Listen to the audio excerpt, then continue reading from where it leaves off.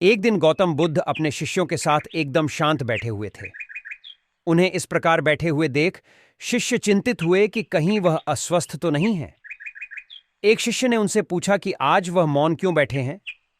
क्या शिष्यों से कोई गलती हो गई है?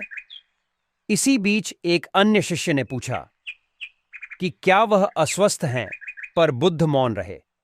तभी कुछ दूर खड़ा व्यक्ति जोर से चिल्लाया, आज मुझे सभा में बैठने की अनुमति क्यों नहीं दी गई है? बुद्ध आंखें बंद करके ध्यान मग्न हो गए।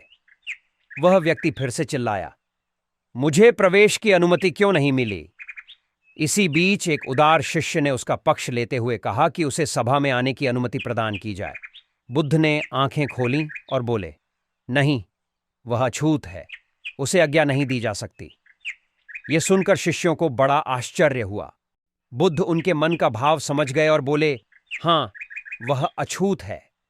इस पर कई शिष्य बोले, हमारे आश्रम में जात पात का कोई भेद ही नहीं, फिर वह अछूत कैसे हो गया?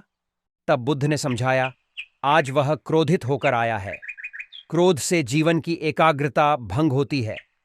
क्रोधी व्यक्ति प्राय मानसिक हिंसा कर बैठता है, इसलिए जब तक वह क्रोध में रहता है तब तक अछूत होता है। इसलिए उसे कुछ समय एकांत में खड़े रहना चाहिए। क्रोधित शिष्य भी बुद्ध की बातें सुन रहा था।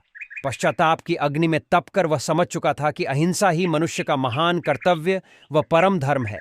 वह बुद्ध के चरणों में गिर पड़ा और कभी क्रोध न करने का प्रण लिया। आशय यह है कि क्रोध के कारण व्यक्ति अनर्थ कर बैठता है और पश्चाताप उसे बाद में होता है, जिसका कोई लाभ नहीं मिलता। इसलिए हमें क्रोध नहीं करना चाहिए। असल मायने में क्रोधित व्यक्ति अछूत हो जाता है और उसे अकेला छोड़ देना चाहिए। क्रोध करने से तन, मन और धन तीनों की हानि होती है। क्रोध से ज्यादा हानिकारक कोई और वस्तु नहीं है।